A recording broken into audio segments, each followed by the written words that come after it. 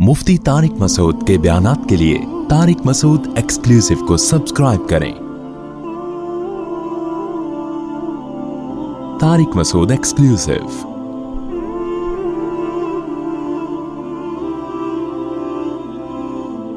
सूरह हूद में अल्लाह ने मुख्तलिफ पैगम्बरों के वाक़यात बयान किए हैं, जिनमें इब्राहीम अलैहिस्सलाम और लूत अलैहिस्सलाम का वाक़या बहुत ज़रूरी समझता हूँ, क्योंकि हमारे यहाँ होमोसेक्सुअलिटी बहुत स्पीड के साथ फैल रही है। 1990 तक में कहा जाता है कि इसको यूरोप और अमेरिका में भी जुर्म समझा जाता था, नफ्सियाती बीमारी समझी जाती थी, लेकिन इतने लोग पैदा हो गए इस बीमारी के मुर्तकिब कि उन्होंने कानूनी तौर पर इसको लीगल कर दिया।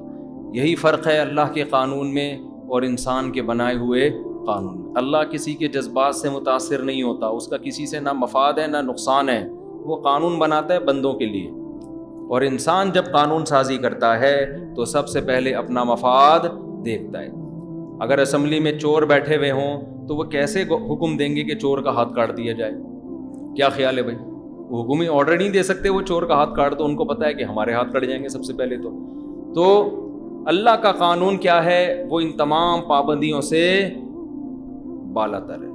उसने हुक्म दे दिया चोर का हाथ काट दो। अब इसमें चोर को तकलीफ होनी चाहिए, लेकिन तकलीफ हमारे लिबरल लोगों को हो रही होती है। वलक़द जाअत रुसुलुना इब्राहीम बिलबुश्रा क़ालू सलामन क़ाल सलामुन फमा लबिथ अन जाअ बिइज्लिन हनीज़। हज़रत इब्राहीम अलैहिस्सलाम को जब आग में डाला गया और अल्लाह ने आग को ठंडा कर दिया, तो इब्राहीम अलैहिस्सलाम ने इरादा किया कि अपने वतन को छोड़ जाते हैं, क्योंकि यहाँ रहकर दीन पर चलना मुमकिन नहीं। मसला भी यही है कि जिस इलाके में आपके लिए दीन पर चलना मुमकिन ना हो तो शरअन ये लाजिम है कि आप उस इलाके से मूव कर जाएं। इब्राहीम अलैहिस्सलाम ने कुर्बानी दी, अब बूढ़े थे इब्राहीम अलैहिस्सलाम, औलाद नहीं थी। कुरान कहता है वलक़द जाअत रुसुलुना इब्राहीम बिलबुश्रा, हमारे कुछ पैगंबर जो नौजवानों की शक्ल में आए इब्राहीम अलैहिस्सलाम के पास खुशखबरी लेके। खुशखबरी क्या थी? आगे देनी थी उन्होंने, औलाद की खुशखबरी। क़ालू सलामन, इब्राहीम अलैहिस्सलाम ने सलाम किया, उन्होंने भी जवाब दिया। फमा लबिसा, अभी वो बैठे ही नहीं थे, अन जाअ बिइज्लिन हनीज़, अचानक भुना हुआ बछड़ा लेके आ गए। अभी बैठे थे ही कि भुना हुआ बछड़ा पेश कर दिया। ये मेहमान का क्या है मेरे भाई? इट इज कॉल्ड इकराम। तो क्योंकि बहुत सखी थे इब्राहीम अलैहिस्सलाम, और इससे भी पता चलता है कि खाने की चीज क्या है। भुने हुए बछड़े, भुने हुए बकरे, ये खाया करो अपने खर्चे पे। फमा लबिसा फलम्मा रआ अयदियहुम ला तसिलु इलैहिम, जब हजरत इब्राहीम ने देखा, देखो दो वजह से ना ये ऐसी खुराक थी जिस पे फौरन टूट जाना चाहिए था फरिश्तों, इंसान अगर वो होते। एक तो मरगूब चीज है, जितना भी पेट भरा हुआ हो, जब ऐसी चीज आती है सामने, आदमी दो निवाले तो लाजमी लेता ही है, एक बात। दूसरी बात ये, इंसान कहता है यार मेजबान ने इतना इकराम किया कि छोटा बछड़ा ज़बा करके पूरा दमपुख बना के मेरे सामने ला के रख दिया है, तो उसका वो क्या सोचेगा? और तीसरी बात, ये तो मुसाफिर थे ना, ये तो इस इलाके के थे ही नहीं, ये तो हो ही नहीं सकता था कि इनको भूख न लग रही हो। तीन चीजें ऐसी थीं जो इस बात का तकाजा कर रही थीं कि ये फौरन बछड़े पे टूट पड़ते। हम अगर होते तो वो जंग जो JUI और PTI में, दुनिया उस जंग को भूल जाती, जो मुस्लिम लीग में और PTI में जंग चल रही है। ऐसा टूटा, आप देख लो यूट्यूब पे खाने पे टूटने की वीडियोस पड़ी हुई हैं। लड़ाई हुई है, अभी कुछ दिन पहले एक वीडियो आई है, उठा उठा के प्लेटें मार रहे हैं एक दूसरे को। इब्राहीम अलैहिस्सलाम ने देखा कि इनके हाथ इस तरफ बढ़ ही नहीं रहे हैं कि चलो एक निवाला चख लें। नकिरहुम व औजस मिनहुम खीफा, इब्राहीम अलैहिस्सलाम को इनसे वहशत हुई और दिल में खौफ महसूस हुआ। क्यों खौफ महसूस हुआ? उलमा कहते हैं इसलिए खौफ महसूस हुआ कि उस ज़माने में दस्तूर ये था कि जो किसी के घर से खाता था उससे दुश्मनी नहीं करता था, और जो दुश्मनी करता था वो खाता नहीं था। क्यों? कि भाई इसका एहसान रहेगा, फिर हम किस منہ سے اس سے لڑیں گے, کیسے ہم اس سے دشمنی کریں گے. بولے گا یار ہمارے گھر میں کھا کے بھی گئے ہو, پی کے بھی گئے ہو, سلام دعا بھی اچھی رہی ہے, اور اب دشمنی کرتے ہو. یہ غیرت آج کل مارکیٹ میں کیا چل رہی ہے؟ شارٹ. یہ لفظ شارٹ ہے, شارٹ نہیں ہے. مجھے پتا ہے, لوگ مجھے نیچے لکھ رہے ہوتے ہیں صاحب یہ شارٹ نہیں ہوتا. مجھے پتا ہے یہ شارٹ لفظ ہے, لیکن شارٹ کہنے میں جو مزہ آتا ہے وہ شارٹ نہیں ہے. اور اب اس کا نتیجہ یہ نکلا ہے کہ شارٹ کا لفظ مارکیٹ سے شارٹ ہو گیا ہے. اب سب لوگ شارٹ ہی بول رہے ہیں. انگلش چینج ہوتی جا رہی ہے. شارٹ کا اپنا مزہ ہے, دیسی اسٹائل ہے نا شارٹ. اب اسکول بولو ایک سکول, فرق ہے نا. بعض لوگ اسکول میں پڑھتے ہیں اور بعض سکولوں میں پڑھتے ہیں. تو جو سکولوں میں پڑھتے ہیں وہ نہیں پڑھتے, اس کا مطلب انہوں نے پڑھا نہیں ہے. تو کیا تھا, یہ غیرت ختم ہو گئی ہے آج کل. جس تھالی میں کھائیں گے اسی تھالی میں چھید کریں گے. تو قرآن کہتا ہے ابراہیم علیہ السلام کو خوف پیدا ہوا. اس میں ایک اور سبق ملتا ہے. ہاں, خوف یہ پیدا ہوا ہوگا کہ بھئی یہ دشمنی کے لیے آئے ہیں, کیونکہ اس علاقے کے بھی نہیں ہیں, غیر علاقے کے لگ رہے ہیں, کبھی اس محلے میں ان کو ہم نے دیکھا نہیں, یہ کوئی نقصان پہنچائیں گے. خوف پیدا ہوا. تو ایک تو یہ وجہ. دوسرا, پیغمبروں میں بھی خوف پیدا ہو سکتا ہے. تقویٰ کا یہ معیار کہیں بھی نہیں ہے کہ آپ کسی چیز سے ڈریں ہی نہیں. حضرت جی کو ڈر لگتا ہی نہیں ہے. حضرت جی رات کو اکیلے قبرستان سو جاتے ہیں, ان کو کچھ بھی نہیں ہوتا. کچھ چیزیں ایسی ہوتی ہیں جو انسان کی نیچر میں شامل ہیں, اس کو خوف پیدا ہوتا ہے. غزوہ احد میں بہت شدید حملہ ہوا صحابہ کرام پر, قدم اکھڑ گئے نا ان کے, حالانکہ وہ اس وقت کے روئے زمین پر سب سے بہترین لوگ تھے, پھر بھی جنگ میں قدم اکھڑ گئے خوف کی وجہ سے. جنگ میں ایسا ہوتا ہے, خوف کی کیفیت آتی ہے, انسان کا دل کانپنے لگتا ہے. قرآن غزوہ خندق میں کہتا ہے کہ چاروں طرف سے جب قبائل نے حملہ کیا نا مدینہ پہ, خندقیں کھود دی گئی تھی لیکن تیر اندازی اور اتنا حملہ, وَبَلَغَتِ الْقُلُوبُ الْحَنَاجِرَ. قرآن کہتا ہے کہ اللہ نے تم پر اس وقت احسان کیا جب خوف کے مارے دل حلق تک پہنچ چکے تھے. تو یہ صحابہ کی کیفیات ہیں جو قرآن بیان, اتنا خوف ہو گیا تھا کہ دل کہاں پہنچ گئے تھے؟ حلق تک. اسی پہ تو گناہ معاف ہوتے ہیں مجاہد کے, کہ جب سامنے سے گولیاں چل رہی ہوں, بم برس رہے ہوں, خوف زدہ ہوتا ہے مگر قدم پیچھے نہیں ہٹتے. اس خوف کی وجہ سے گناہ بہت تیزی سے دھلتے ہیں اس کے مجاہد. اگر خوف ہی نہ ہوتا تو پھر مجاہد کی قربانی کس بات کی تھی بھائی؟ کس بات کی قربانی تھی؟ بہتر تو یہی ہے کہ خوف نہ ہو, اپنے آپ کو انسان موٹیویٹ کرے, اللہ کا ذکر کرے. لیکن ایسی کیفیات صحابہ پر بھی آئی ہیں. وَبَلَغَتِ الْقُلُوبُ الْحَنَاجِرَ. قرآن کہہ رہا ہے دل اچھل کے حلق میں آ گئے تھے. وَتَظُنُّونَ بِاللَّهِ ظُنُونًا. اور اللہ کے بارے میں گمان آنے لگے, وسوسے آنے لگے کہ اللہ نے تو ہم سے مدد کا وعدہ کیا تھا, یہ مدد ہوگی بھی کہ نہیں ہوگی, اللہ نے سچ کہا تھا یا نہیں کہا تھا. یہ اس سے یہ بھی پتہ چلتا ہے کہ یہ وسوسہ آنا یہ ایمان کی کمزوری کی علامت نہیں ہے. سمجھتے ہو, صحابہ کے دل میں بھی یہ وسوسے آئے ہیں کہ بھئی اللہ نے پکا وعدہ تو کیا تھا, لیکن یہ پتہ نہیں ہو بھی رہا کہ نہیں ہو رہا. حالات تو ایسے لگ رہے ہیں کہ گئے, ٹھیک ہے نا, اتنی تیر اندازی ہو رہی ہے اور چاروں طرف سے مشرکین نے ہمیں گھیر لیا, یہ چھوٹا سا مدینہ یہ تو ختم ہو جائے گا. تو وسوسوں کی حد تک. وسوسے کا مطلب کیا ہوتا ہے؟ اس کی بیس پر آپ کوئی عمل نہ شروع کر دیں. عقیدہ ایسی چیز ہے جس کی بیس پر انسان عمل کرتا ہے. وسوسہ ایسی چیز ہے نہ صرف یہ کہ اس کی بیس پہ عمل نہیں کرتا, بلکہ اس پہ پریشان ہوتا ہے کہ یہ خیال آ کیوں رہا ہے. سمجھتے ہو, یہ خیال میرے دل میں آ کیوں رہا ہے. ایسے وسوسے صحابہ کو بھی آتے تھے. ایک صحابی کہتے ہیں ہمیں بعض دفعہ یا رسول اللہ ایسے وسوسے آتے ہیں کہ ہم اس کو زبان پہ لانا پسند نہیں کرتے. تو آپ نے فرمایا ہوا عین الایمان, یہ عین ایمان کی علامت ہے, کیونکہ زبان پہ لانا پسند اس لیے نہیں کر رہے نا کہ ان وسوسوں کو دل سے پسند نہیں کرتے. اگر کوئی کافر ہوتے تو دل سے پسند کرتے. کافر تو ببانگ دہل کہتا ہے کہ اسلام غلط ہے, میں نبی کو نہیں مانتا, میں اللہ کو نہیں مانتا, وہ تو فخر سے کہتا ہے, اس پہ شرمندہ تھوڑی ہوتا ہے. مسلمان کے دل میں جب کفریہ خیال آتے ہیں تو ٹینشن میں آتا ہے. یہ ٹینشن میں آنا اس کی علامت ہے کہ یہ اس پہ خوش نہیں ہے. یہ شیطان کو کوئی مسئلہ ہوتا ہے اس کے ساتھ, وہ جا کے انسان کے ساتھ چھیڑ چھاڑ کرتا رہتا ہے. تو اس چھیڑ چھاڑ کا علاج یہ ہے کہ اس چھیڑ چھاڑ پہ شیطان کو لفٹ مت کراؤ. آ رہے ہیں آنے دو, اپنے کام میں لگے رہو, یہ خود ہی بھاگ جائیں گے. اور اگر اس کو بھگانے کی کوشش کی نا, یہ کیوں آ رہے ہیں, یہ بھگاؤ اس کو, یہ غلط ہو رہا ہے, یہ اور آئیں گے. یہ چپکتے ہیں انسان سے. تو جو وسوسے جس کو آ رہے ہیں نا الٹے الٹے آنے دو. وضو کے وسوسے آتے ہیں، بعض لوگ وضو کر لیا پتہ نہیں ہوا ہے کہ نہیں ہوا، بس ہو گیا. بار بار شیطان کہہ رہے ہیں نہیں ہوا بھائی، شاید یہ جگہ خوش رہ گئی. شیطان سے بولو بس ایسے ہی ٹھیک ہے، خوش رہ گیا نا. یہ نہیں بولو کہ نہیں خشک نہیں رہا ہے، گیلا ہوا ہے، اللہ کی قسم میں نے پورا وضو کیا ہے. اتنا لفٹ شیطان کو کرانے کی ضرورت نہیں ہے. یہ قسمیں مت اٹھاؤ، بس بول دو کہ ہاں بھائی وہ ہوا ہے، پورا وضو ہوا ہے. تو اس لیے شیطان کو زیادہ فری کرانے کی ضرورت نہیں ہے. اگر وہ کہتا ہے نہیں ہوا تو بولو ٹھیک ہے نہیں ہوا، میری نماز ایسے ہی ہو جائے گی. میں نے علماء سے سنا ہے کہ ایسے بھی ہو جاتی ہے، ایسے مریض کی نماز. تو واش روم میں بیٹھے ہوئے ہیں تو نکل ہی نہیں رہے. شاور کے نیچے ایک صاحب نے مجھے اندر سے فون کیا واش روم سے، 1 گھنٹے سے نہا رہا ہوں، تسلی نہیں ہو رہی کہ میں پورا گیلا ہوا ہوں کہ نہیں ہوا. میں نے کہا وہیں ڈوب کے مر جاؤ اسی پانی میں. میں نے کہا تھوڑا سا پانی لو یوں کر کے اس میں ڈوب. ایسی زندگی سے موت کیا ہے؟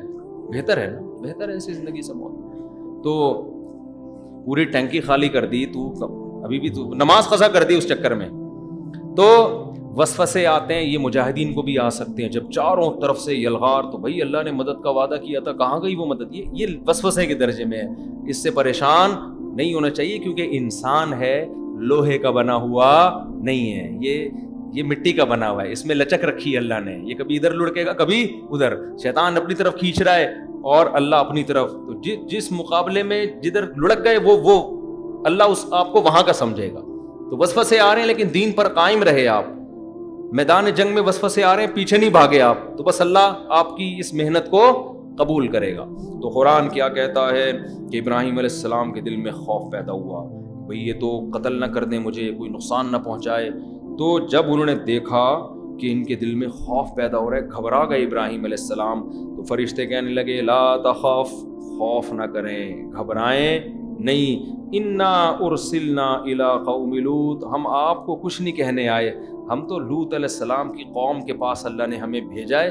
اصل میں تو ہم اس قوم کو تباہ کرنے کے لیے آئے، اصل میں تو ہم اس قوم کو تباہ کرنے کے لیے، آپ کو کوئی نقصان نہیں پہنچائیں گے.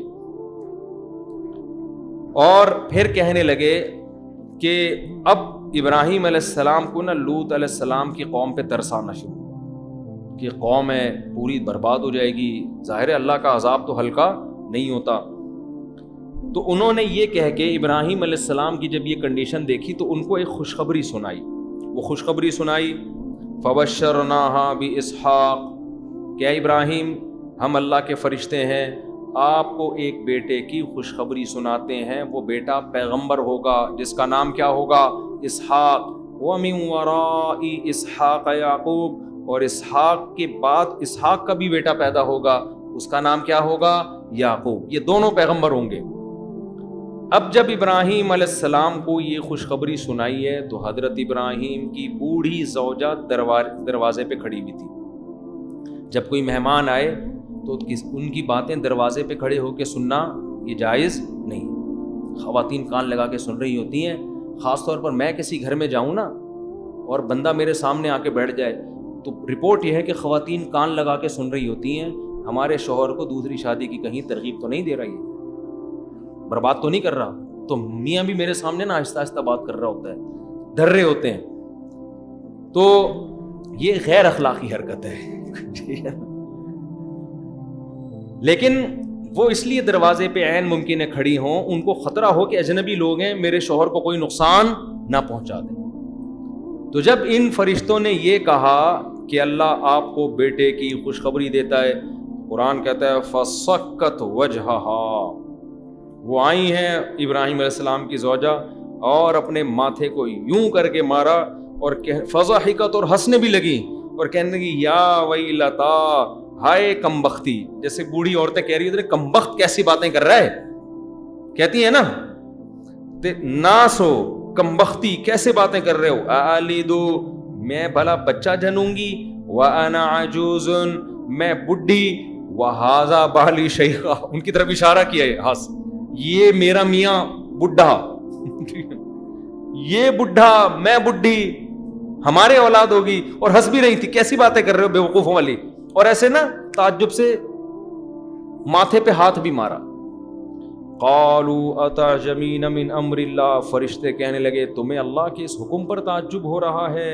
رحمت اللہ وبرکاتہ علیکم اہل البیت، اے اہل بیت اللہ کی تو تم پر خصوصی رحمتیں اور برکتیں ہیں، تم عام لوگوں کی طرح تھوڑی ہو، تم نے تو شرک میں توحید کا نعرہ بلند کیا ہے، تم تو شرک میں توحید کا نعرہ بلند کیا، تم نے اللہ کے لیے قربانیاں دی ہیں، تو تمہارے ساتھ اللہ یہ معاملہ نہیں کرے گا۔ دیکھو اللہ حضرت ابراہیم کو کیوں نواز رہا تھا، پوری قوم سے کٹ گئے تھے، اب پوری قوم سے کٹ گئے، دنیا سے چلے جاتے، آپ کی نسل ختم، تو اللہ نے کہا ایسی نسل دوں گا نا، آپ نے خاندان چھوڑا ہے، نیا خاندان دوں گا۔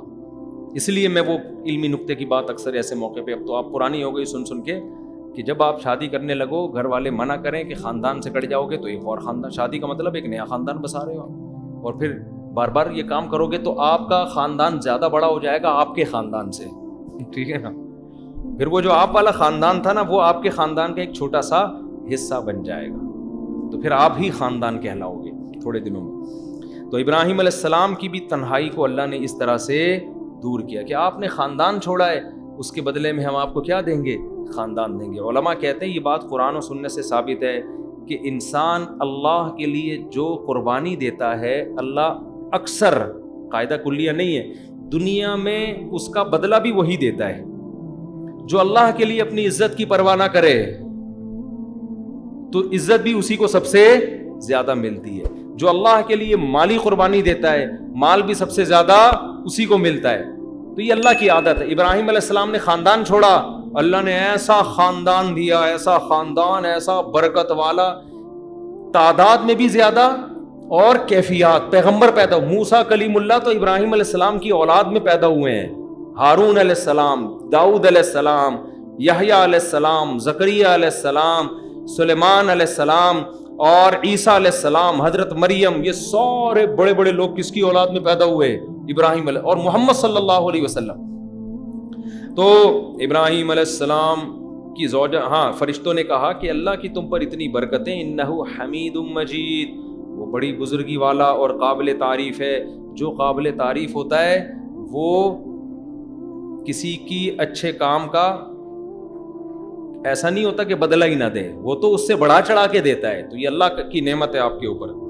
فَلَمَّا ذَهَبَ عَنْ إِبْرَاهِيمَ الرَّوْعُ وَجَاءَتْهُ الْبُشْرَى، اللہ کہتے ہیں جب تھوڑی دیر میں ابراہیم علیہ السلام سے خوف ختم ہو گیا، تھوڑا مانوس ہو گئے، ہاں بھئی یہ فرشتے ہی ہیں، کوئی دشمن نہیں ہے، اور ایک خوشخبری بھی مل گئی کہ اولاد ملنے والی ہے، تو جب یہ خوشخبری تو طبیعت میں آپ کی تھوڑی سی نشاط پیدا ہوا، جسے آج کل کہتے ہیں تھوڑا انسان ریلیکس ہو جاتا ہے۔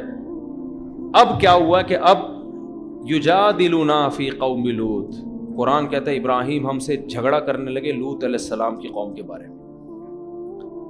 اللہ سے کوئی جھگڑ سکتا ہے بھائی؟ یہ قرآن کی اصطلاحات ہوتی ہیں، قرآن کے ان ظاہری الفاظ کو اگر کوئی لے گا نا تو وہ گمراہ ہو جائے گا۔ یہ ایک بلاغت ہے قرآن کی۔ اس کی مثال ایسے ہے جیسے قرآن نے کہا وَبَلَغَتِ الْقُلُوبُ الْحَنَاجِرَ، خوف کی وجہ سے تمہارے دل حلق میں پہنچ گئے۔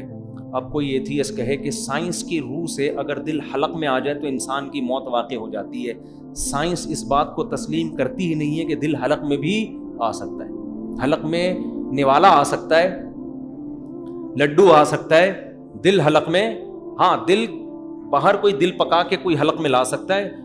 تو آپ کیا کہو گے بھائی یہ فضول قسم کے اعتراضات کسی اور کے سامنے جا کے کرو، یہ بلاغت ہے، یہ کوئی سائنس نہیں بیان کر رہا قرآن۔ ہم بھی کہتے ہیں نا دل دہل گیا، دل اچھل کے حلق میں آ گیا، اسی سے یہ بھی مسئلہ حل ہوتا ہے۔ قرآن بار بار کہتا ہے ان کے دل ہیں جن سے یہ سوچتے نہیں ہیں۔ یہاں بھی لوگ اعتراض کرتے ہیں کہ سوچتا تو انسان دماغ سے، دل سے تھوڑی سوچتا ہے۔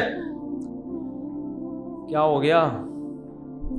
لہم قلوب لا یفقہون بہا، قرآن کہتے ہیں ان کے سینوں میں جو دل ہیں اس میں سوچنے سمجھنے کی صلاحیت نہیں ہے، ان کے دل اندھے ہو گئے ہیں۔ اب بعض لوگ کرتے ہیں اس طرح کے اعتراضات کہ دیکھو قرآن میں سائنس کے خلاف باتیں لکھی، سوچتا ہے انسان دماغ سے، دل سے تھوڑی سوچتا ہے۔ بھائی قرآن میں مجازن نسبت کس کی طرف کی جاتی ہے؟ دل کی طرف، کیونکہ قرآن عربی زبان میں نازل ہوا ہے تو اس میں اسی زبان کے محاوروں کا استعمال ہوگا۔ دنیا میں ایسا ہوتا ہے، ہر زبان کے اپنے کچھ اصول اور ضابطے ہوتے ہیں، زبان ان اصول اور ضابطوں کی رعایت میں چلتی ہے، زبان سائنسی اصولوں پہ کبھی بھی نہیں چلتی، وہ بلاغت کے اصول ہیں۔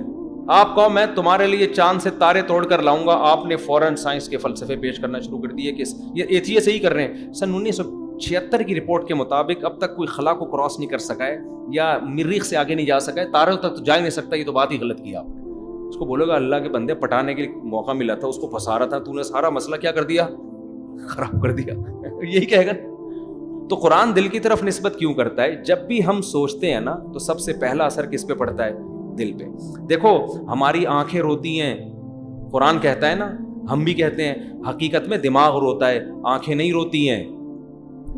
آنکھ سے تو صرف آنسو نکلتا ہے, دماغ آنکھ کو آرڈر دیتا ہے. روتا جو غم فیل کرنے والی چیز آنکھ نہیں ہے, وہ کیا ہے؟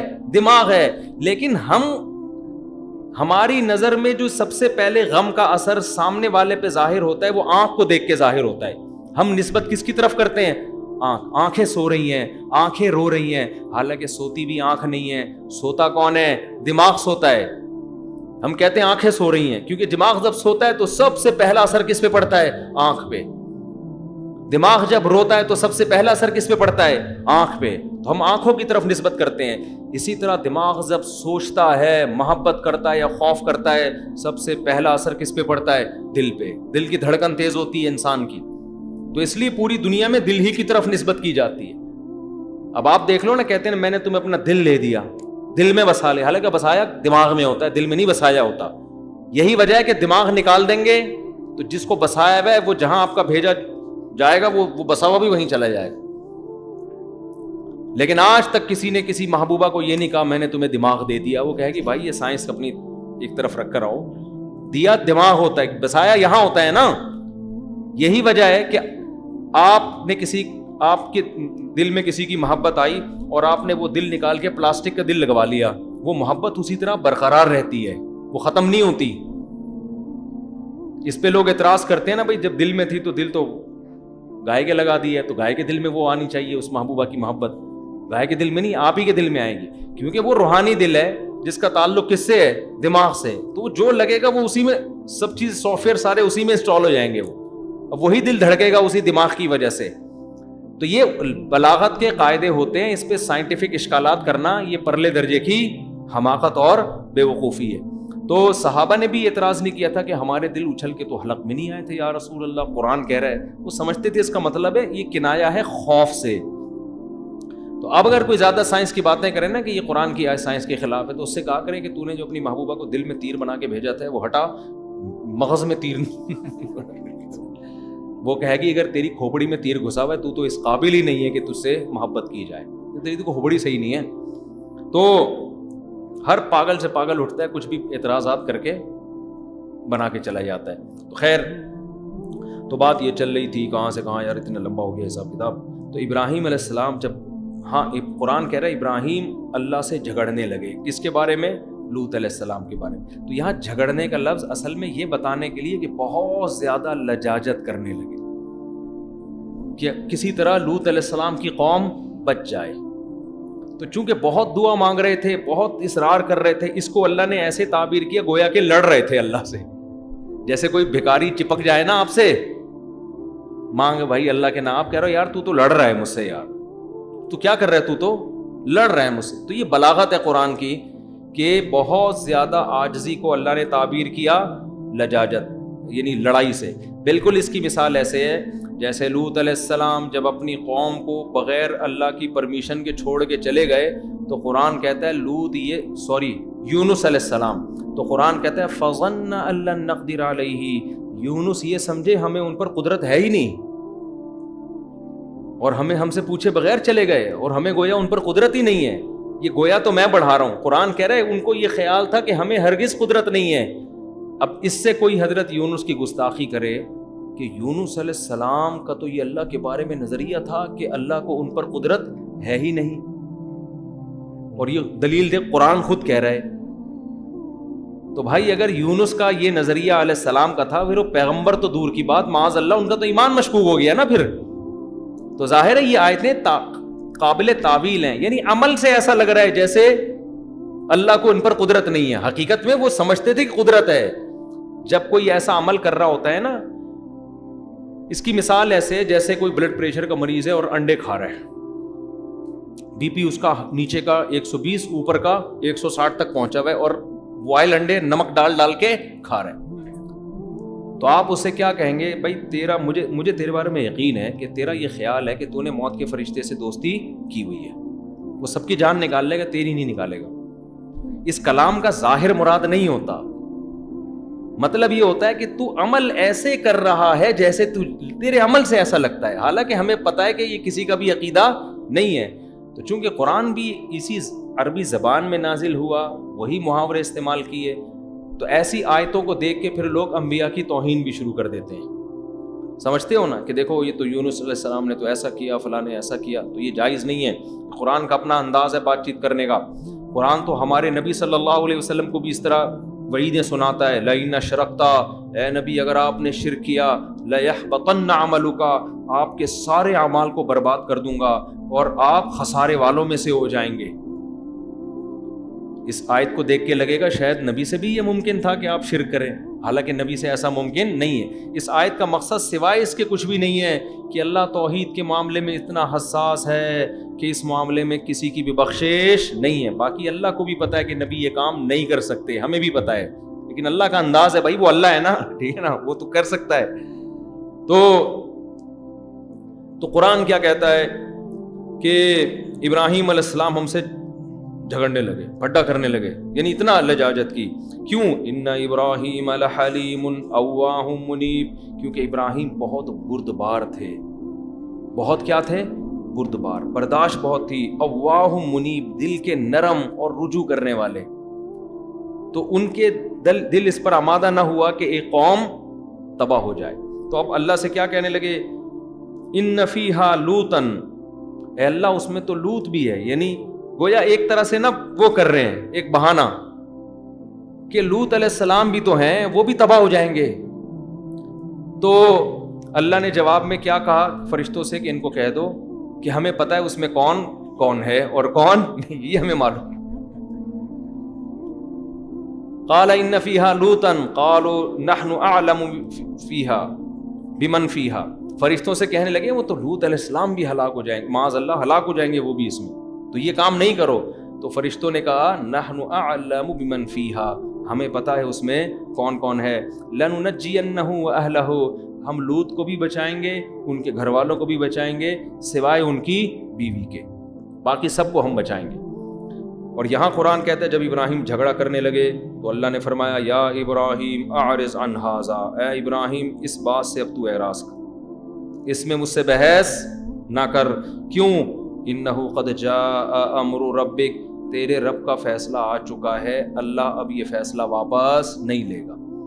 یعنی اب آپ اگر سفارش کریں گے، شفاعت کریں گے، مزید مہلت مانگیں گے لوط علیہ السلام کی قوم کے لیے، تو بھی اللہ یہ بات نہیں۔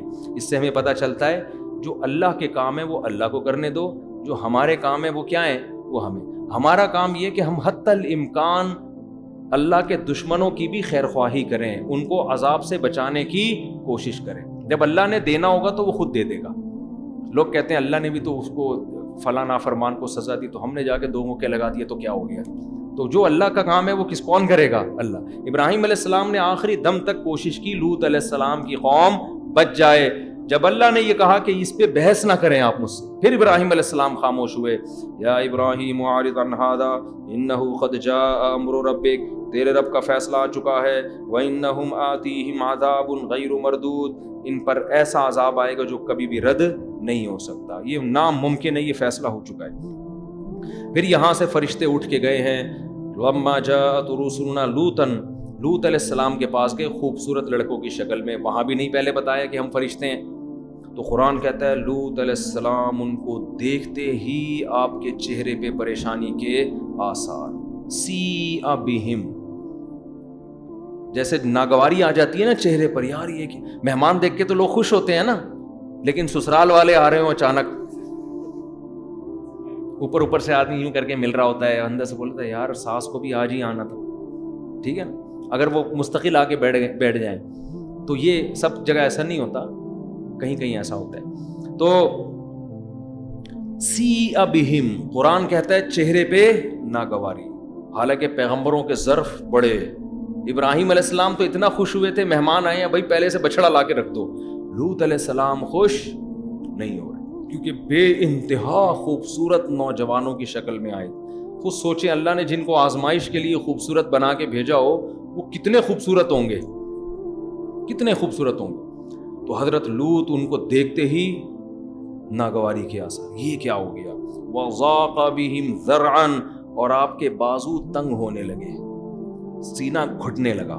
انسان تنگی محسوس کرتا ہے نا، ایسے سینہ جو ہے اس میں گھٹن محسوس ہونے لگی. وَقَالَ هَذَا يَوْمٌ عَصِيبٌ، کہنے لگے آج کا دن میری زندگی میں بہت سخت دن ہے، بہت پریشانی والا. کیونکہ مہمانوں کا اکرام اس زمانے میں ایک بڑی آج بھی سمجھا جاتا ہے. گاؤں دیہاتوں میں جاؤ، کراچی میں تو کوئی لفٹ ہی نہیں کراتا کسی کو. گاؤں دیہاتوں میں جاؤ وہ تو چائے پلا پلا کے کھانا کھلا کھلا کے مار دیتے ہیں بندہ. وہ کہتے ہیں مر جائے عزت نہ جائے ہماری، لوگ بولیں گے مہمان کا اکرام نہیں کیا، مار تو کھلاؤ، ہمیں واسطہ پڑتا ہے نا. تو وہ تو اب مہمان کا اکرام تو ان کے ہاں بڑی عزت کی بات ہوتی تھی.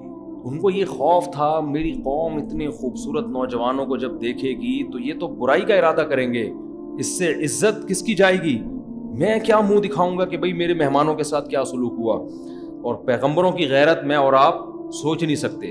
قرآن کہتا ہے کہ حضرت لوط علیہ السلام کے چہرے پہ شدید ناگواری کے آثار. لوط علیہ السلام کی بیوی نے جا کے مخبری کر دی، لوگوں کو جا کے بتا دی کیسے خوبصورت بے انتہا خوبصورت لڑکے آئے ہیں.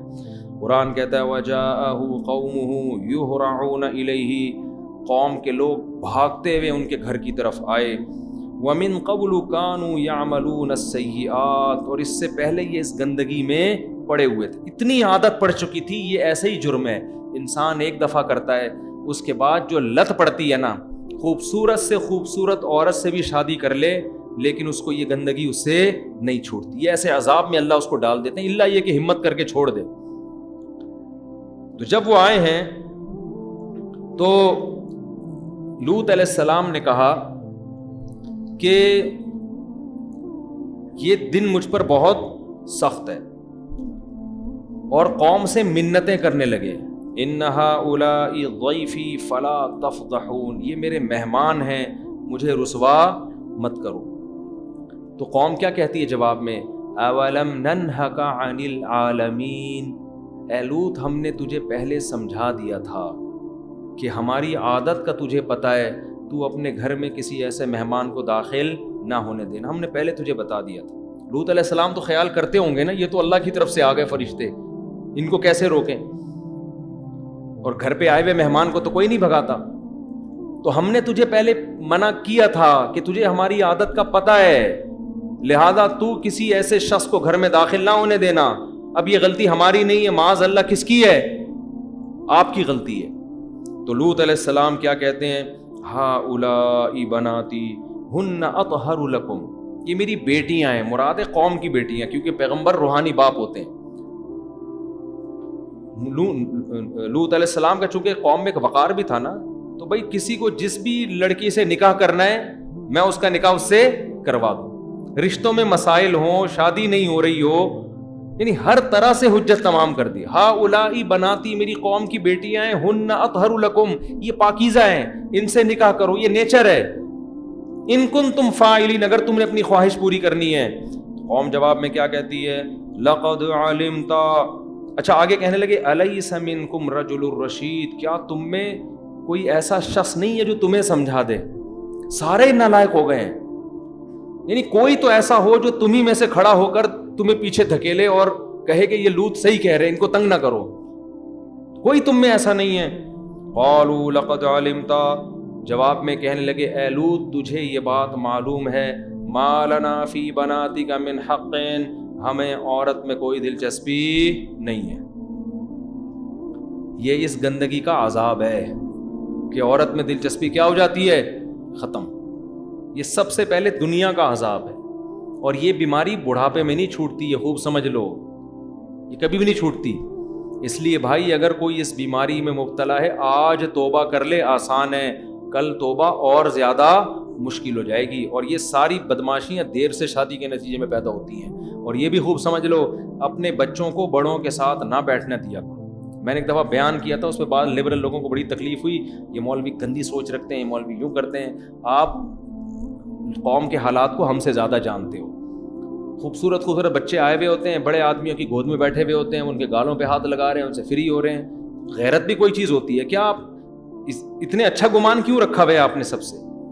گمان سب سے اچھا رکھو, عمل میں سب سے بدگمان ہو کے رہو. عمل میں ایسے سب سے کسی پر اعتماد نہیں بھائی, نہ مولوی پر, نہ عامی پر, نہ لبرل پر, نہ ڈاکٹر پر, نہ سائنسدان پر. ہر انسان آدمی پہلے ہوتا ہے, اور ڈاکٹر, مفتی, عالم, بزرگ یہ بعد میں ہوتا ہے. ہر انسان کے ساتھ شیطان اللہ نے لگا دیا ہے, چاہے بزرگ ہو, عالم ہو, ڈاکٹر ہو, مفتی ہو, انجینئر ہو, سائنسدان ہو, مالدار ہو, غریب ہو. جب لگا دیا ہے شیطان ہر ایک کے ساتھ, تو احتیاط کا تقاضا کیا ہے کہ نو عمر لڑکوں کو بڑے لڑکوں کے ساتھ نہ بیٹھنے دیا جائے. اور میں یقین سے کہتا ہوں یہ بیماری کزنوں سے بھی لگتی ہے. ہمارے سامنے تو صبح و شام کیسز آتے ہیں, مائیں کیا کرتی ہیں, اپنے بچوں کو کزنوں کے گھر بھیج دیتی ہیں, 2 کزن ایک ساتھ بستر پہ سو رہے ہوتے ہیں چپک کے. 10 سال کی جو 9-10 سال کی جو ایج ہے نا, 9 سے 10 سال یہاں سے بگڑنے کی عمر شروع ہوتی ہے.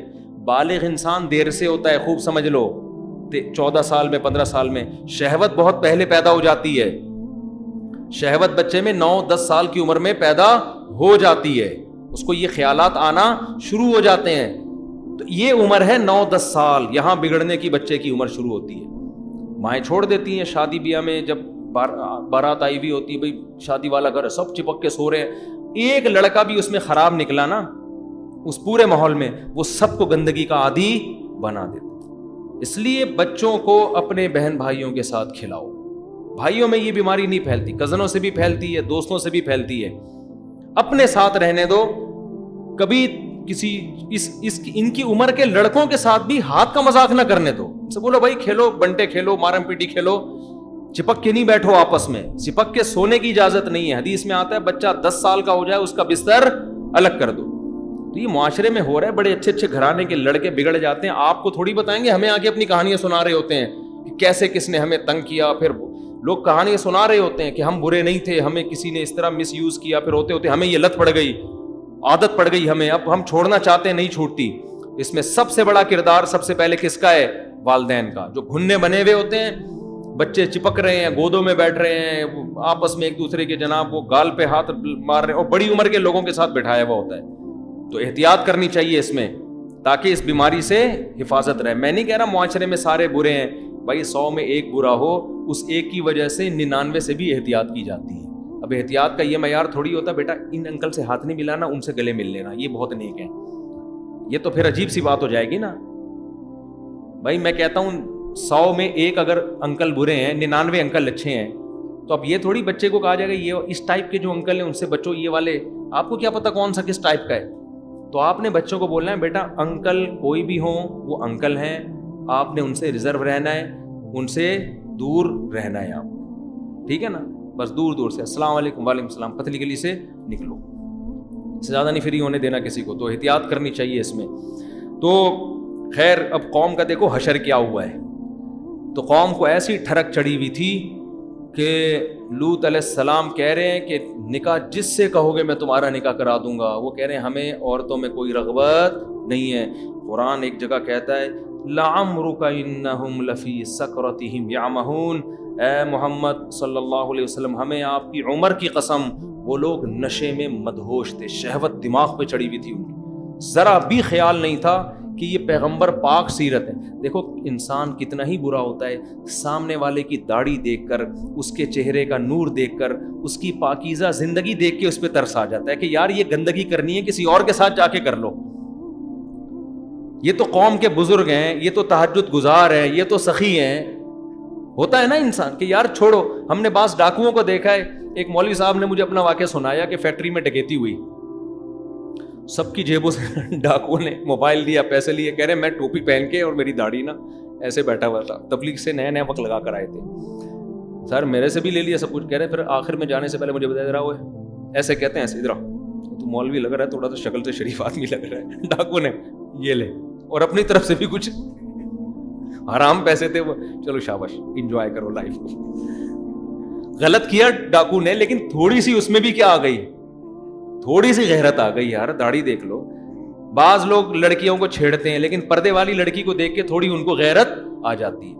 وہ بے پردے کو بھی چھیڑنا غلط ہے, ایسا نہ ہو کہ آپ کہیں کہ چلو وہ والا چھیڑنا کم, وہ تو غلط ہے, لیکن پردے والی کو چھیڑنا اور زیادہ غلط ہے کہ بھائی یہ تو اسکارف لے کے جا رہی ہے, یہ تو پردہ کر رہی ہے, کوئی ایسی خاندان کی لگ رہی ہے جو ان چیزوں کو پسند نہیں کرتے. وہ بھی نہیں پسند کرتی لیکن یہ زیادہ پسند نہیں کرتی. تو ان کو اتنا بھی خیال نہیں آیا کہ لوط علیہ السلام کی حالت دیکھو اس وقت کیا ہو رہی ہے. تو قرآن کہتا ہے لعمرک انہم لفی سکرتہم یعمہون, آپ کی عمر کی قسم یہ لوگ اس وقت نشے میں مدہوش ہو چکے تھے. پھر لوط علیہ السلام نے جب دیکھا مان نہیں رہے ہیں تو کہنے لگے لو ان لی بکم قوتا, کاش میرے پاس طاقت ہوتی. آج کتنے کمزور, اکیلا ہوں, چند لوگ میرے ساتھ ہیں جو ایمان لے کر آئے ہیں, میری اپنی بیٹیاں اور بیوی بھی انہی کے ساتھ ہے, کاش میرے بازوؤں میں طاقت ہوتی. او آوی الی رکن شدید, یا کوئی تم میں سے میرے ساتھ ہوتا, کوئی اس وقت تم لوگوں میں سے ایسا ہوتا جو میری صف میں آ کے کھڑا ہو کے تمہیں سمجھا رہا ہوتا, اس کی پناہ میں میں چلا جاتا. کچھ بھی نہیں ہے. جب فرشتوں نے دیکھا نا کہ ایسی قسم پرسی کی حالت لوط علیہ السلام کی ہو گئی ہے, شدید ٹینشن میں. دیکھو اللہ کا وہی معاملہ ہوا نا جو فرعون اور حضرت موسیٰ کے واقعے میں.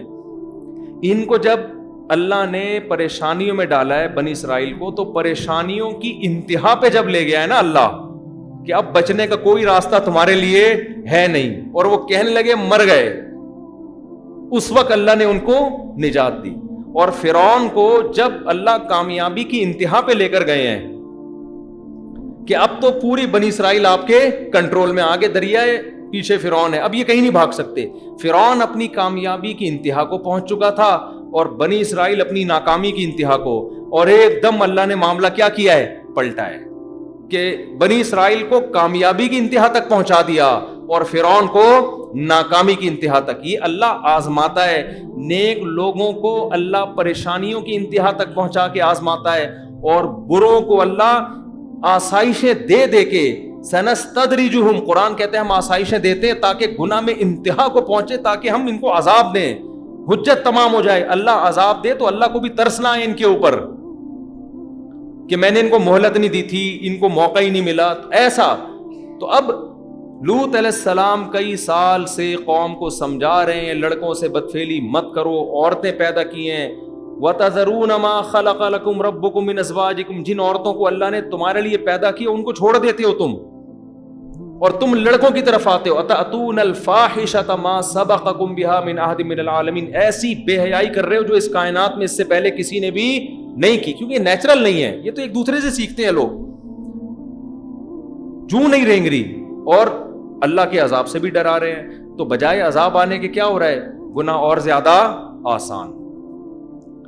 اسی خوش فہمی میں آتا ہے گناہگار کہ یار میرے لیے گناہ آسان ہو رہے ہیں, اگر اللہ ناراض ہوتا تو عذاب دیتا نا, اور آسانیاں کیوں پیدا کر رہا ہے. میں مثالیں دیتا ہوں نا, پہلے زنا کرنا مشکل تھا, اب کیا ہو گیا ہے, بولو آسان. زنا کے خلاف علماء تقریریں کرتے تھے, زانی پر یہ عذاب, زانی پر یہ, زانی کہتے تھے ہم پر تو کوئی عذاب نہیں آیا, بلکہ اب زنا اور زیادہ سستا اور زیادہ آسان.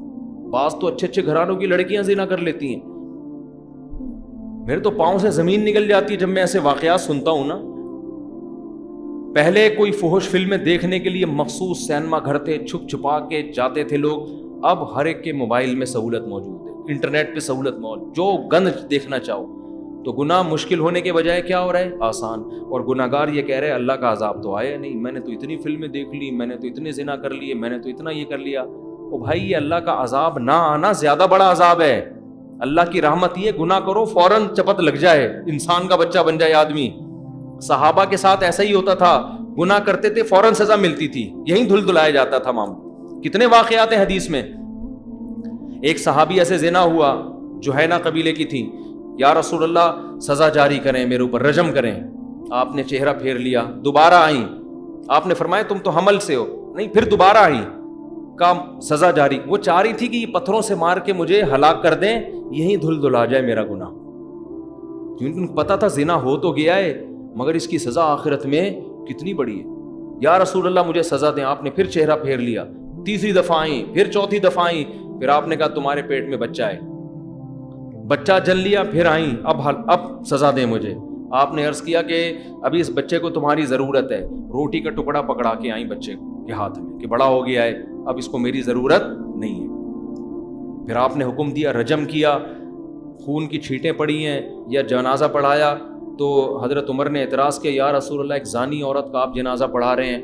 نبی نے فرمایا لقد تابت توبتاً لو قسمت بین 70 من اہل المدینہ لوسعتہم. اللہ کی قسم ایسی توبہ کی ہے 70 کبیرہ گناہ گاروں میں بانٹی جائے تو سب کی مغفرت ہو جائے. ان کو پتا تھا بھائی گناہ ہلکی چیز نہیں ہے, پتھر مروا دیے. حضرت معاذ رضی اللہ تعالیٰ عنہ ہے, مجھ سے زنا ہوا ہے یا رسول اللہ, شادی شدہ ہوں. آپ نے وہاں بھی چہرہ پھیر لیا, پھر دوبارہ ہے, پھر تیسری بار, پھر چوتھی بار, پھر آپ نے حکم دیا رجم کرو. انہیں بھی پتھروں سے اسی طرح سے ہلاک کیا گیا. وہ خوش قسمت تھے خدا کی قسم. میں یہ نہیں کہہ رہا کسی نے زنا کیا تو اپنے آپ کو پتھر مروا دے جا کے. اب تو حد جاری کرنے کی حکومت بھی نہیں ہے اور خود سے کرنا بھی نہیں ہے, یہ تو صحابہ کا تقویٰ تھا. لیکن توبہ تو کرے نا اللہ سے گڑ گڑا کے, اللہ تیرا عذاب آنے سے پہلے مجھے دوبارہ موقع نہ دینا زنا کا, اور مجھے عذاب ٹال دے, میں توبہ کر چکا ہوں. شکر کرے ابھی تک عذاب آیا نہیں ہے, اس غنیمت سے فائدہ اٹھا کے توبہ میں جلدی کرے. اور آج گناہگار کیا کر رہے ہیں, چونکہ نہیں آیا ایک اور دفعہ کر کے دیکھو, پھر بھی نہیں آئے گا, پھر کر کے دیکھو کچھ نہیں ہوتا, پھر کر کے دیکھو کچھ نہیں ہوتا. بے ہم تو کتنے عرصے سے کر رہے ہیں, زنا کر رہے ہیں, یہ کر رہے ہیں, وہ کر رہے ہیں, کوئی عذاب نہیں ہے, کوئی کچھ نہیں ہے. یہ ساری کہانیاں وہ تھیں جو پہلے قومیں پیغمبروں کے ساتھ کرتی تھیں. کوئی عذاب نہیں آتا, کوئی عذاب نہیں آتا. بھائی ان چیزوں سے متاثر نہ ہو, کیونکہ دنیا میں عذاب نہیں بھی آیا, اللہ نے موت کا ایک دن رکھا ہے, اور موت کے وقت توبہ قبول نہیں ہوگی. اس لیے خوش قسمت وہ ہے جو پہلے توبہ کر لے. تو قوم کیا سمجھ رہی ہے, اتنے خوبصورت نوجوان ہیں, تو قوم کیا کہہ رہی ہے کہ کوئی نصیحت اثر نہیں کر رہی, اور سمجھ رہی ہم بڑے خوش قسمت ہیں. لوط علیہ السلام عذاب کا کہہ رہے تھے, لیکن یہاں تو اور ہماری عیاشی کا سامان پیدا ہو رہا ہے. تو جب لوط علیہ السلام کی سخت قسم پرسی کو دیکھا اللہ نے کہ گھٹے جا رہے ہیں اور کہہ رہے کاش میرے بازوؤں میں طاقت ہوتی, کاش ایسا ہوتا, ایسے موقع پہ انسان یہی کر رہا ہوتا ہے نا. تو پھر اللہ نے فرشتوں کو کہہ دیا کہ ان کو بتا دو. تو کیا کہنے لگے, یا لوط انا رسول ربک, ہم تیرے رب کے بھیجے ہوئے فرشتے ہیں, ہم انسان نہیں ہیں. لن یصلوا الیک, یہ ہرگز تجھ تک نہیں پہنچ سکتے. یہ نہیں کہا کہ ہم تک نہیں پہنچ سکتے, اس لیے کہ اس کا تو سوال ہی پیدا نہیں ہوتا نا. ہم تو فرشتے ہیں اور بہت پاورفل فرشتے ہیں, وہ طاقت کا تو ان کو ابھی اندازہ ہو جائے گا. ہم تو یہ بتا رہے ہیں تجھ تک بھی نہیں پہنچ سکتے, یہ ناممکن ہے. لن عربی میں آتا ہے لن یصلوا, ہرگز یہ ممکن نہیں ہے. لہذا یہ ٹینشن تو تجھے ہو رہی ہے نا, یہ تو نکال دے ذہن سے. لن یصلوا الیک فاسری باہلک بقطع من اللیل, اور اب تو نے کرنا کیا ہے, اپنے گھر والوں کو لے کے, جو بھی ہے سارا خاندان لے کے آپ راتوں رات اس حصار سے باہر نکل جائیں. اللہ ان کی آنکھوں پہ پٹی باندھ دے گا, ان کو آپ نظر نہیں آؤ گے, آپ ان کو نظر نہیں آؤ گے, اور آپ یہ اپنے بیوی اور اپنے سارے گھر والوں کو لے کے نکل جاؤ. پھر ہوگا کیا, وَلَا يَلْتَفِتْ مِنْكُمْ أَحَدٌ, آپ نے یہاں سے نکلنا ہے اور پیچھے مڑ کے کسی نے نہیں دیکھنا اس بستی کی طرف. جب کسی بستی پہ اللہ کا عذاب آ رہا ہوتا ہے نا, تو شریعت میں حکم نہیں ہے کہ کھڑے ہو کے تماشا دیکھو. شریعت میں حکم ہے وہاں سے بھاگ جاؤ, کیونکہ وہ قدرتی حادثہ نہیں ہے, وہ اللہ کا قہر ہے. اس کو دیکھنے کے لیے بھی, یہ دیکھنا بھی اس کی علامت ہے کہ آپ اپنے آپ کو بڑا فنٹر سمجھتے ہو. تبھی تو حدیث میں آتا ہے قوم عاد اور قوم سمود کے نشانات پر جب نبی گزرتے تھے چہرہ ڈھانپ لیا کرتے تھے خوف کی وجہ سے, کہ ہم اس مناظر کو بھی نہیں دیکھنا چاہتے. ہم تو عافیت چاہتے ہیں بھائی, ہمیں کون چاہتا ہے کہ میں ہاتھ سے اپنی آنکھوں سے دیکھوں, بس اللہ عافیت والی زندگی دے ہم سب کو. تو کہا کہ پیچھے مڑ کے نہ دیکھنا. لیکن فرشتوں کو معلوم تھا کہ لوط علیہ السلام اپنے سارے خاندان سے کہیں گے کہ پیچھے مڑ کے نہ دیکھو, تو کوئی بھی نہیں دیکھے گا, کیونکہ سب کا ایمان تھا کس پر, لوط علیہ السلام پر. ان کی بیوی کا ایمان نہیں تھا, اس کو کچھ تکلیف ہوگی اور وہ پیچھے مڑ کے دیکھے گی, وہ دیکھے گی دیکھوں عذاب آ بھی رہا ہے کہ نہیں آ رہا. یہ ہوتا ہے نا, کنفیوژن ہوتی ہے نا. حدیث میں آتا ہے کہ فرات جو ہے نا, فرات, دریا فرات, قرب قیامت میں ایک جگہ ایسی ہے جہاں سے پانی ہٹے گا اور سونا نکلے گا اس میں سے، بے تحاشا سونا. قرب قیامت میں ایسا ہوگا، دریا فرات میں ایک جگہ سے پانی ہٹے گا اور کیا نکلے گا؟ سونا. لوگ اس پہ ٹوٹ پڑیں گے. آپ صلی اللہ علیہ وسلم نے فرمایا تم میں سے کوئی بھی اس سونے کو حاصل کرنے کی کوشش نہ کرے. اب جس نے یہ حدیث سنی ہوئی ہے اور نبی پر ایمان ہے کہ بھئی یہاں سے سونا لینا، خزانہ لینا اللہ کے عذاب کا ذریعہ ہے، یہ نبی نے پہلے بتا دیا، اس کی نظر میں سونے کے پہاڑ نکل جائے، سونے کے زیور نکل جائیں، سکے نکل جائیں، ڈائمنڈ نکل جائے، وہ ان کو لفٹ نہیں کرائے کہ بھئی یہ تو نبی نے پہلے بتا دیا. لیکن جس کو نبی کی باتوں پہ یقین نہیں ہے، جب وہ لوگوں کو دیکھے گا سونا شاپر میں بھر بھر کے لے کے جا رہے ہیں بھئی، وہ 2-4 نوالے تو لینے کی کوشش کرے گا وہاں سے. تو اس میں یہ بھی داخل ہے، جب کوئی ٹرین کا حادثہ ہو، بسیں الٹتی ہیں، لوگوں کی جیبوں میں پیسے پڑے ہوتے ہیں، گولڈ ہوتا ہے، کبھی بھی اس گولڈ کو ہاتھ لگانے کی کوشش نہ کرو. اس پہ بھی اللہ کا عذاب آتا ہے کہ وہ قسمہ پرسی میں پڑے ہوئے ہیں اور تم ان کی جیبوں سے کیا کر رہے ہو؟ پیسے نکال رہے ہو. ایک آدمی کہتا ہے میں نے کچھ دن پہلے ایک ڈاکو کو پکڑا، میں ڈاکو کو پکڑا ہوا، دوسرا بندہ میری جیب سے موبائل نکال کے لے گیا. یعنی وہ اس نے یہ موقع سے فائدہ اٹھایا کہ ابھی ادھر بزی ہے تو چلو ہم یہاں سے، یہ چل رہا ہے مارکیٹ میں. تو کراچی ہے بھائی جس کو جو موقع ملتا ہے نا وہ کوئی موقع ضائع نہیں جانے دیتا. غیرت کا سودا کر لو یار، تو پھر جو مرضی بن جاؤ. زلزلہ آیا تھا، کتنے لوگوں نے بے شرمی دکھائی ہے، میتیں لاشیں پڑی ہوئی اور لڑکیوں کے گولڈ نکال نکال کے، عورتوں کے سے نا زیور نکال نکال کے جا رہے ہیں. چھوڑ دو یار، اللہ دینے والا ہے. عزت کے ساتھ، غیرت کے ساتھ 2 سوکھی روٹی کے نوالے، سوکھی روٹی کے 2 نوالے وہ اس پراٹھوں سے اور برگر سے اچھے ہیں جو بے غیرتی کے ساتھ حاصل ہو. تو اب جلدی سے میں اس کو مضمون کو سمیٹتا ہوں. تو اپنی گھر والوں کو آپ لے جائیں، لیکن بتا دیا کہ آپ کی بیوی پیچھے مڑ کے دیکھے گی، اور جب آسمان سے پتھر برسیں گے تو ایک پتھر اس کے سر پہ بھی آ کے لگے گا کہ یہ پیچھے مڑ کے اس نے دیکھا کیوں. اور اللہ ویسے بھی اس کو ہلاک کرنا چاہتے تھے. پھر فرمایا ان موعدہم الصبح، آپ تو راتوں رات نکل جائیں، باقی اس قوم پر عذاب آئے گا صبح کے وقت. جیسے ہی صبح صادق ہوگی، آج کی تاریخ، آج کی ڈیٹ جو اسلامی لحاظ سے ڈیٹ ہے چینج ہوگی، اس قوم پر عذاب آ جائے. حضرت لوط اتنے پریشان تھے کہ وہ ٹائم دیکھنے لگے کہ صبح صادق میں تو بہت ٹائم ہے. یعنی اتنے ٹینشن میں آ گئے تھے کہ وہ چاہ رہے تھے یہ جلدی ہلاک ہوں تاکہ میری جان بچے، ایسا نہ ہو اس دوران یہ کچھ کر لیں. تو فرشتوں نے تسلی دی، الیس الصبح بقریب، اے لوط کیا صبح قریب نہیں ہے؟ بہت کم ٹائم رہ گیا صبح ہونے میں، پوری رات تو اسی جھگڑے میں لگ گئی ہے آپ کی، تو صبح میں زیادہ دیر کیسی تسلیاں دے رہے ہیں. اور اس سے پتہ چلتا ہے لوط علیہ السلام پریشان کتنے تھے کہ بھائی صبح میں تو بہت دیر ہو جائے گی. پھر قرآن کہتا ہے فلما جاء امرنا، جب ہمارا حکم آیا، جعلنا عالیہا سافلہا، ہم نے زمین کے اوپر کے حصے کو نیچے کر دیا، ایسے پلٹ دیا. وَأَمْطَرْنَا عَلَيْهَا حِجَارًا، اور ہم نے آسمان سے پتھر برسائے. اب علماء مفسرین کہتے ہیں یا تو پتھر پہلے برسے ہیں اور الٹا بعد میں، کیونکہ واو کے ساتھ ہے، دونوں کام ہوئے ہیں. اس میں اللہ نے ترتیب نہیں بیان کی، یوں نہیں کہا فجعلنا، فامطرنا نہیں کہا، تو وامطرنا، تو دونوں کام ہوئے ہیں.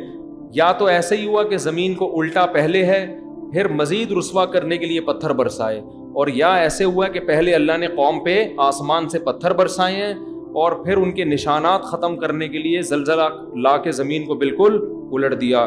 مسومۃ عند ربک، اللہ کہتے ہیں پتھر نشان زدہ تھے. جس پتھر نے جس کے سر پہ جا کے لگنا تھا اس پتھر کو وہی آرڈر دیا گیا تھا. ایک ایک پتھر پہ نشان تھا کہ کس نے کس کمبخت کے سر پہ جا کے لگنا ہے. اتنا تنگ کیا تھا انہوں نے پیغمبر کو. تو مسومۃ عند ربک، تیرے رب کے پاس ان پتھروں پہ علامتیں تھیں، وہ تیرے رب کو معلوم تھی، وہ فرشتوں کو بھی معلوم نہیں تھی. وہ تیرے رب کو پتا تھا کہ کس کے مقدر میں میں نے کون سا پتھر لکھا ہوا ہے. آگے اللہ کہتے ہیں وما ہی من الظالمین ببعید، اے نبی یہ جو مشرکین مکہ کے جو ظالم ہیں ان کو آپ بتا دیں کہ قوم لوط کی بستی تم سے دور نہیں ہے. جب یہ سفر میں جاتے تھے، کیونکہ عرب میں یہ جو واقعات ہیں نا، یہ سینہ بسینہ بھی چلے آ رہے تھے سارے. عرب لوگ ان واقعات کو پہلے سے پڑھتے تھے، جانتے تھے کہ بھئی یہ قوم لوط ہے، یہ قوم عاد ہے. ہسٹری ہوتی ہے نا، لوگ سنتے چلے آ رہے ہیں. تو اللہ کہہ رہے ہیں کہ یہ بستیاں تم سے زیادہ دور بھی نہیں ہیں، ان کے نشانات پر سے تم گزرتے ہو. تو اس سے بھائی ہمیں کیا سبق ملتا ہے؟ وقت بہت زیادہ ہو گیا. کہ اپنے آپ کو اس گندی عادت اور لعنت سے بچائیں. پہلی بات تو یہ کہ بچپن سے ہی احتیاط کریں. ماں باپ کی ذمہ داری ہے، استاذ کی ذمہ داری ہے کہ وہ بچوں کو بچا کے رکھے، ٹیچر کی ذمہ داری ہے کہ وہ نگرانی کرے، خود بھی زیادہ فری ہونے کی کوشش نہ کرے، ریزرو رہنا چاہیے. دوسری بات کیا ہے؟ بر وقت شادی کر دو بچے کی بالغ ہوتے ہی. حلال میں مشغول ہو گیا، حرام سے نفرت، دل ہی نہیں چاہے گا اس کو یہ باتیں. ہم جو لوگ یہ کام نہیں کرتے نا، ان کو حیرانگی ہوتی ہے کہ یار یہ لوگ کیسے کر لیتے ہیں، لڑکوں سے کیسے خواہش پوری کرتے ہیں. ان کو تو الٹی آتی ہے یہ سنتے ہی. ہمارے حضرت فرمایا کرتے تھے، ہم جب سنتے تھے کہ لڑکوں سے بھی بدفعلی کوئی کرتا ہے تو کرنا، ہمیں تو قے آنے لگتی تھی کہ کیسا گندا آدمی ہوگا جو یہ کر رہا ہے. تو آپ نیچر پہ قائم رکھنے کے لیے ضروری ہے کہ حلال میں اس کو پہلے مشغول کر دو. سمجھتے ہو؟ بالغ ہوتے ہی کیا کر دو؟ نکاح کر دو اس کا. ورنہ بڑی عمر میں بھی پھر یہ گندگی چھوٹتی نہیں ہے. چھوڑنا چاہے تو چھوٹ جاتی، مشکل ہو جاتی ہے. جتنا دیر ہوگی اتنا ہی مشکل ہو جائے گا یہ کام. اور اس کے لیے چونکہ یہ ایک نفسیاتی بیماری کی طرح چپک جاتی ہے، تو اس لیے اس کے لیے ماہر نفسیات سے بھی رابطہ کرنا چاہیے. لیکن ماہر نفسیات کوئی ایسا ڈاکٹر ہو جو خود ان چیزوں کو، کیونکہ آج کل لبرل بہت پیدا ہو رہے ہیں نا، امریکہ سے پڑھ رہے ہیں، تو کہنا ایکچولی نو یہ کر کے نا، یہ تو ایک انسان کی وہ ہے، بائی بون ایسے ہوتے ہیں. ٹوپی ڈرامے بہت شروع کر دیے آج کل ڈاکٹروں نے. کوئی ایسا ڈاکٹر جو اس کو بغیرتی سمجھتا ہو. زیادہ تر تو اب تک الحمدللہ بغیرتی ہی سمجھتے ہیں اس عمل کو، ٹھیک ہے نا. لیکن اب کیونکہ یورپ سے متاثر ہو رہے ہیں نا ہمارے ڈاکٹر بھی، ہو سکتا ہے کچھ دنوں میں وہ اس کو پروموٹ کرنا شروع کر دیں کہ ریلیکس ہونے کے لیے. ایکچولی آج کل ٹینشنیں بہت ہیں، اگر وسیم بھائی سے تمہاری شادی ہوگی تو کیا ہو گیا اس میں. تو یہ ہو سکتا ہے کچھ کل ہمارے ڈاکٹر اس طرح کی باتیں شروع کرتے ہیں. میں یہ لڑکا ہے نا ہمارا شاگرد ہے، یہ فہد جو ریکارڈنگ کرتا ہے، بڑی یورپ کی تعریفیں کر رہا تھا، جرمنی بہت اچھا ہو، یورپ ایکچولی یہ وہ آزادی. میں نے کہا بھائی بہت اچھا ہے، ٹھیک ہے، لیکن ایسا نہ ہو تم بڑے ہوگے، تمہارے بچے بڑے ہو جائیں گے، ایک دن بچہ کہ ابو میں نے وسیم سے شادی کرنی ہے. ہاں یہ اتنی آزادی ہے وہاں پہ. ابو میں نے سبکتگین سے شادی، ابو میں نے ارشد سے شادی کرنی ہے. تو تمہاری بہو ارشد صاحب تمہاری بہو ہو، صحیح ہے نا، اور تمہارا بیٹا بھی بہو ہو ارشد کے ابو کا، ٹھیک ہے نا. تو اتنی آزادی یہ اچھی نہیں ہے. تو وہ تو گورے تو اس کو صحیح سمجھتے ہیں، سارے گورے صحیح بھی نہیں سمجھتے. ایک گورے کا بھی آئے وہ رو رہا ہے کہ میرا بیٹا مائیکل جیکسن ٹائپ کے کسی آدمی سے شادی کر رہا ہے، یعنی کوئی بندہ، مجھے تو انگریزوں کے نام نہیں آتے، تو وہ رو رہا ہے کہ میرا بیٹا، کیونکہ ان میں بھی بہت سے لوگ ابھی تک فطرت پہ قائم ہیں. ابھی ٹائم لگے گا ان کو پوری قوم کو بگڑنے میں، پوری قوم ابھی ان کی نہیں بگڑی ہے. تو اس لیے اللہ کا واسطہ کسی میں یہ مسئلہ ہے تو ابھی توبہ کر لو اور شادی کر لو جلدی، تاکہ اس عذاب سے جتنا جلدی ہو جان چھوٹے. اللہ تعالیٰ سمجھنے کی، عمل کی توفیق عطا فرمائے. وقت بہت ہو گیا ہے، سوالات کل دیں. کھانے پہ انتظار ہو رہا، کھانا نہیں ہے، سحری ہے، سوری. تو وہ معلوم نہیں. اچھا کھانا بھی ہے، کھانا ہے، جائیں پھوڑ دیں.